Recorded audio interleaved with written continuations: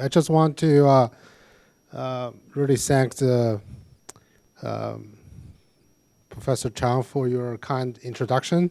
And also I'd like to thank the INCRE for the invitation. So I met with Director Joe last year at a NARI summit in the US.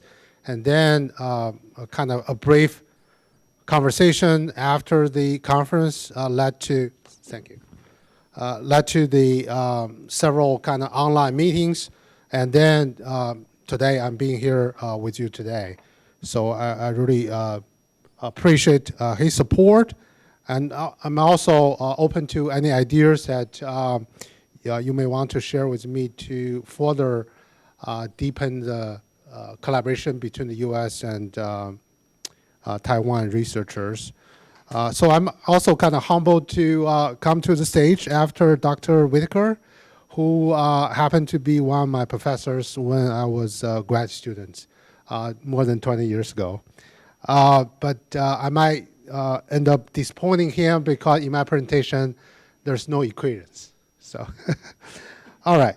So before I start, I want to basically direct your attention to a more recent disaster in the United States, which is the Maui wildfire. You probably all watching the news that so far 97 people have been killed by the wildfire, making this the deadliest wildfire events in the US history. So while the investigation for this event is still ongoing, in fact, my own program has awarded 4 or 5 teams to go to the field to collect the data on the warning, the response, the infrastructures. But we can look at some early evidence pointing to several culprits. One is that the Maui fire is a compound event in which the Hurricane Dora created a high wind event and also challenged the disaster response in the aftermath. Second, when you look at the Hawaii, a large portion of the people are actually the visitors. So they are not the local residents. So when an emergency happens, you typically don't know how to react to it, right? And third, for a number of reasons, the 80 warning sirens located in the island were not activated. And last but not least, there were a loss of cell and power services that really cut off the warning channels to both the residents and the visitors. So what I'm trying to highlight in this example is that when it's come to responding to a disaster, there is a very complex interactions between humans, infrastructures, technology, and the community. So those kind of things will be discussed throughout my presentation today. All right. So today I want to use this opportunity to highlight or spotlight a few ASF programs really designed to enable and accelerate so-called community-based innovation in disaster resiliency. So here is my the outline of my presentation. I want to first demonstrate the alarming rate in alarming increase in not only the hazards frequency and intensity, but also the geographical distribution in the United States. So that means that a lot of communities are now exposed to hazards that they did not experience in the past. Second, I'm going to talk a little about, introduce the concept of disaster resiliency, which is the paradigm shift from design, defend to monitor and adapt. And also I want to mention briefly about our work related to community engagement. After that, I'm going to introduce a few ASF programs, but please note that those programs are just represent a very small slice of SF investment in disaster research. We still maintain very robust programs on hazards monitoring, characterization, modeling, as well as structural engineering to extreme conditions. Finally, I will conclude with a few remarks.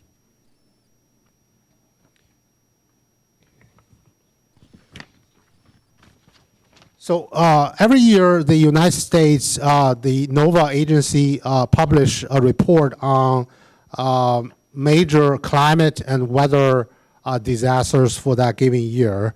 Those are called billion-dollar events. So that means each of those events costs economic losses more than $1 billion.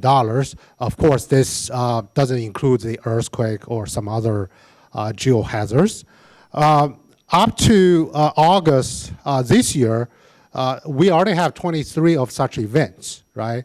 As shown on the map right now you're looking at. So if you look at the middle part, south portion of the United States, that's always vulnerable to the storms, severe storms.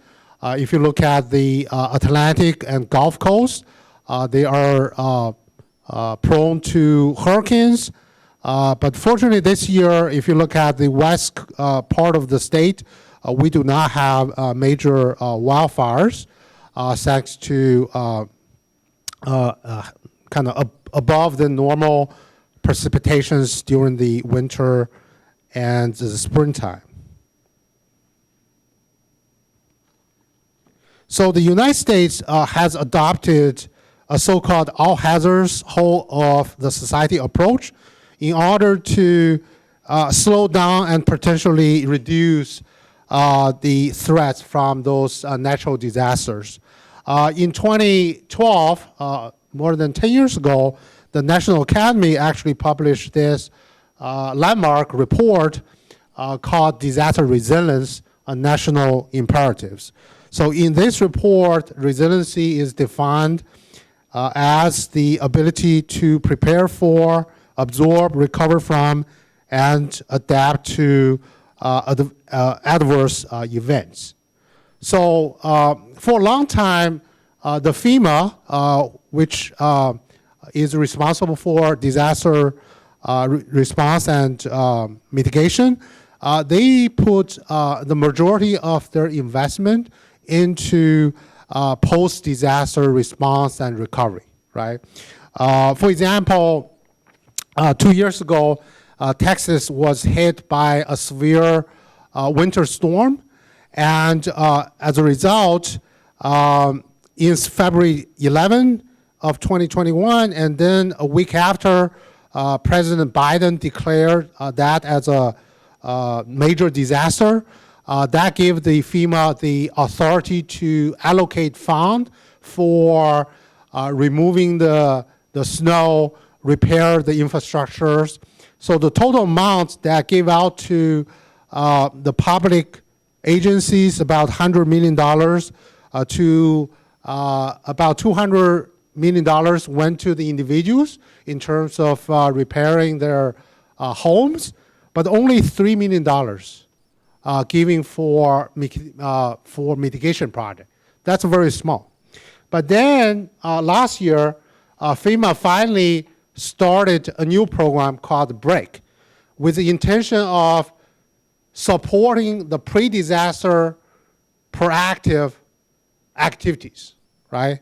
So what they are trying to do is to, the goal is to really implement the innovative approaches to partnerships involving not only the agencies, but also private corporations, but also creating benefit, multiple benefit.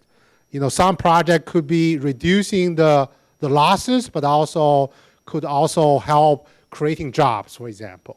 So those are the kind of the new approach that FEMA has been kind of experimenting. Of course, as a researchers, so this is a good opportunity to really investigate or answer some of the questions. For example, what's the difference between resiliency project versus the typical traditional hazards mitigation project. How do we evaluate the short-term and the long-term benefit, cost and benefit of such project, and also what kind of role that private investor can play in funding and financing such project. So disaster resiliency is an ever-evolving challenge because the new threats always emerges. For example, 3-4 years ago, we didn't know about COVID, and all of a sudden it appears and puts the whole world on stand. And also, we are experiencing structural changes in the institutions, in the government as well. So the President Biden, when he took office, he issued Executive Order 14008 titled Tackling the Climate Crisis at Home and Abroad. So he's directing the entire US government to combat the climate crisis and increase the resiliency to the impact of the climate change. So in order to support the decision makers, so the Subcommittee on Resilience, Science and Technology, or SRST, which I'm a member of, so they established a Resilience, Science and Technology Grant Pathway Framework, focused on strengthening the specific societal dimensions of resiliency to better identify, align, and prioritize investment, especially in science and technology. So what's unique about this framework is that they highlight the 5 societal dimensions of the resiliency: safety and security, economy, health, social cohesion and connectiveness, and also trust and in governance. So, and also supporting those social dimensions are key functions and also the so-called enablers. So what they describe is the committee is a people connected through physical, social, and virtual characteristics. So that includes you and me as individuals, family, businesses, NGOs, faith-based organizations, and also government at all levels. So let's look at how this framework actually can be implemented. Again, using the same use case of 2021 winter storm in Texas. So exercising the framework, what they have identified are 3 key functions in that event. One is for communities to maintain access to routine services, is for the citizens to access power, water, and storage services, and also making sure the supply chain is uninterrupted. So the enablers are the methods for risk and impact analysis, and also the policies regarding the storm preparedness and responses. So from that exercise, they actually identified several key science and technology gaps that could inform the future responses to a similar event. For example, there's a need to winterize the power infrastructures. There's a need to create a redundancy in the power infrastructures, and also to maintain the communication networks when there's a power failure.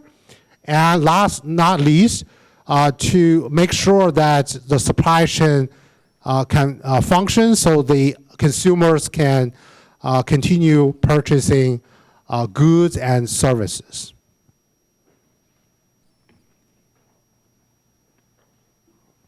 So ASF, as an independent federal agency, but we are the only agency in the U.S. Whose mission support all fields of science and technology, engineering disciplines, from mathematics to biology to engineering to behavioral and computer sciences. So we are known to support discovery-driven basic research on TRL level 0, probably to 2. But then we also has been expanding our role in supporting the youth-inspired, community-focused research and technology development. For example, in our latest budget request to the Congress, there were 4 major themes: advanced emerging industry, building a resilient planet, creating opportunity everywhere, and strengthening the research infrastructures. So the Build a Resilient Planet initiatives is trying to engage scientists and engineers across all disciplines to address societal need and integrate our research capabilities. So understanding and supporting response to climate change, improving our coping capacities, and also maintain our observational networks. So those are some example of the priority actions for the foundation.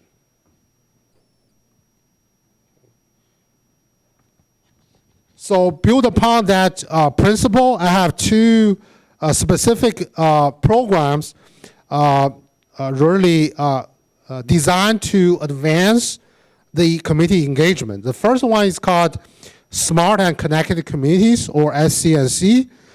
Communities in the United States and also around the world, we are going through a digital transformations, right? That make everyone is more connected, but also that connectiveness also sometimes can be a risk factor.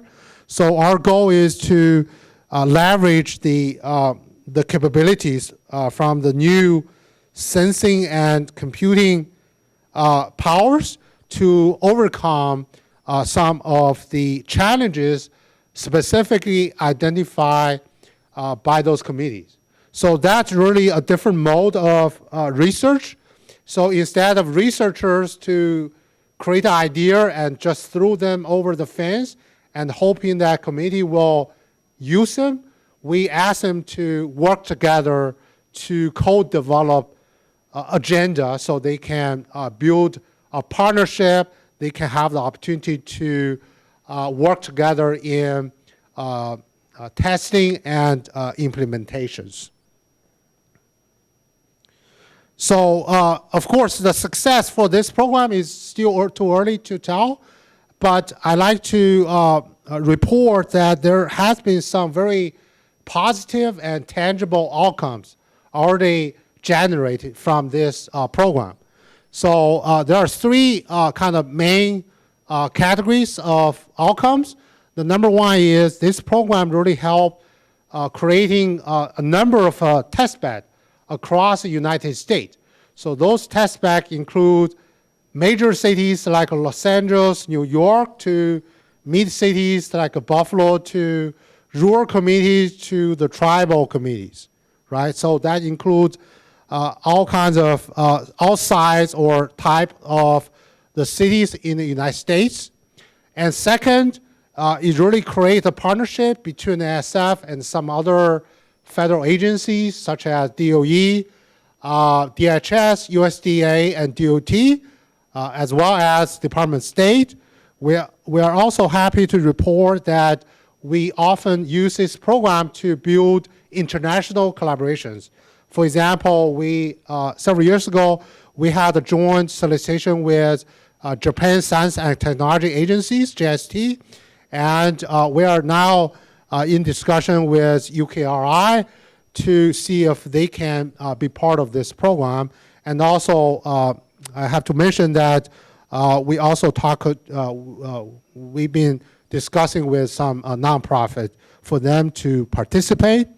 The other thing, the positive outcome is that so this program probably is only 5-6 years old, but is already give out $140 million in research fundings to over close to 200 projects, and those projects come across 44 states and also District of Columbia. Okay. So the other program I want to highlight here is called the Civic Innovation Challenge, or CIVIC. So this really takes the committee engagement to the next level. So we require the research team to work with the stakeholders and addressing committee identified priorities. And we ask them to already have a solution designed, so they are going to use the opportunity to implement that solution and then make any changes if needed. So that's why we only give them 12 months to do the piloting, and at the end of that 12 months, they have to report back to us whether the solution proved to be feasible or there's some additional improvement that needed. If it's a success, if the solution is promising, we are expecting the committee themselves to take over from there, right? So again, this program is a partnership between SF and Department of Energy, Department of Homeland Security, and also Department of Agriculture. This supported by a nonprofit called Metro Lab. So in the last competition, we have 2 tracks. Track A is called Living in a Changing Climate. The track B is Resource and Service Equities. So one is of interest to Homeland Security, the other is of interest to Department of Energies. And also, before they submit that $1 million 12-month project, we also give them a planning grant to kind of formalize their relationship with their committee partners. So here I have 3 examples from the, not most recent, from the first competition 2 years ago. So there's a project went to Georgia Tech, look at how to design an on-demand multimodal transit system in the city of Atlanta. So the project becomes so successful. So when the civic project ended, so actually the city decided to continue the investment, right? So that is a good indicator of the interest from the committees. And we also have here, we have 2 projects under the resilience track. One led by University of Pennsylvania, tried to create kind of new kinds of insurance policies, more geared towards low and moderate income household. They partner with a neighborhood in New York City to pilot this solution. The other one on the screen is a project led by a team at Old Dominion University, creating a computer system that will match the volunteers with the household affected by hurricanes, right? When there's hurricanes, there's a strong demand for laborers and materials to repair those houses, and there's a lot of volunteers who are trying to help, but they are trying to do the matchmaking. And also, just about a week ago, we just announced a new cohort of the awardees from the second competition. right? So this is just one of the projects led by University of Central Florida. What they are proposing is to design and construct so-called the reach hub. So this is the mobile kind of trailer type laboratories that you can use that before the disaster as education facilities to invite local residents to teach them what's the risk of disaster, how they should respond. But then when there is a disaster, you can deploy this unit because this unit runs on solar powers and has a battery and has the connectivities. So this could become a center of the disaster response when there is a hurricane or flooding. We have throughout, I think this afternoon, I have heard some great interest or discussion about digital twins. So that is also something the SF start making investment based on the feedbacks we got from our research committee. So we have just awarded the project is a workshop that led by 3 researchers, 1 data scientist, 1 mechanical engineer from University of Texas, Austin, and also a civil engineer from UC Berkeley. So what we are charging this workshop to answer the following questions. One is, how to better understand the complex dynamical systems. What are the tools needed to build a computational representation of the physical system? So that's the kind of building block for any digital twin systems. How to best capture the data. Once the model is developed, how to deploy that model to a full-scale scenario, how to validate and verify the result, and how to pay attention, ensure the fidelity, reliability, security, and ethics of such systems. And last but not least, how to conduct the real-time control and decision making. So I'm really looking forward to the outcome from this workshop, and that will be used to inform our future investment in this space. Last year, through the SCC program, we in fact already awarded a project to UC Berkeley, look at leveraging the digital twin technology to address the wildfire problems in California. So what they propose is a new generation of a social technical digital twin that can integrate the physical models with the virtual network of communications. And also they are going to design a social game to capture the human cognitions and possible actions at time of disasters across different time and spatial domains. And also in terms of supporting decision makers, so this new system is going to give the policymaker a very broad view of the wildfire risk, but also when it goes down to operations like firefighters, so they can also provide a very granular, very detailed representation of what could happen between human and infrastructures. The other 2 things I want to really specific touch on is more related to our effort in international collaborations, because solution to global challenges such as climate change or disasters require a global strategy, really unifying the creativity, the technology, and also the local knowledge from every corner of the world.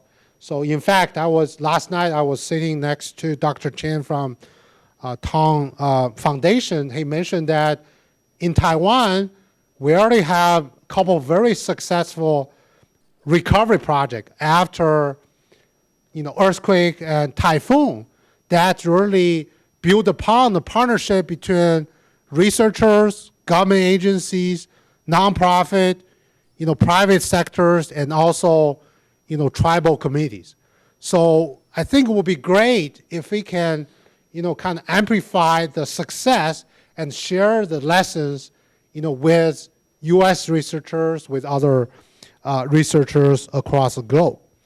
So to that end, I'm going to start with the more recent solicitation between SF and JST, focused on the human-centered data and data-driven research for disaster resiliency. So the idea is we encourage the formation of an international team that really look at the problem that cannot be solved by a single PI or single team or single country by itself. So, for example, in the proposal, we asked them to argue what is a synergy made possible across the two nations, what kind of lessons or capabilities that can travel back and forth between the two countries. Is that 5 minutes? 3? Thank you. In terms of the application, so the team will develop a single application, but one in English, one in Japanese, and then they submit to the both agencies, and then SF will run those applications through our typical peer review process, and then later on we'll talk to our JST colleagues to make sure that they will agree with our recommendations or any changes they want to make.